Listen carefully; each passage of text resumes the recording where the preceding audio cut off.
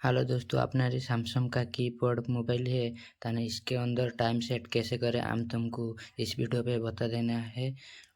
प्रथम Samsung mobile पे lock खोल देना है। खोल देने के बाद प्रथम ऊपर बटन टाक क्लिक करियो। क्लिक कर सारा पर सेटिंग ऊपर पलि आस। सेटिंग ऊपर आस सारा पर ओके मारदेव। मझी बटन ओके मार सारा पर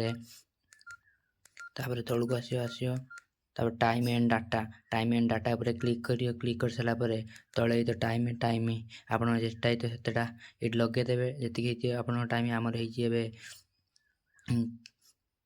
पाँचटा पाँचटा एपटर आमर 5टा एपटर आमर हो 25 5टा 25 आमर हो आम लगेदेना। एपटर एम आमर अच्छी एम आप एम थी एम लगे ना पीएम थी पीएम लगे। आप जहाँ थी सी लगेदेवे। लगे सारापर एपटे जो ऊपर बटनटा टिपिदेवे। आप टाइम सेट होगा। देखो आप टाइम होगा 5टा 25।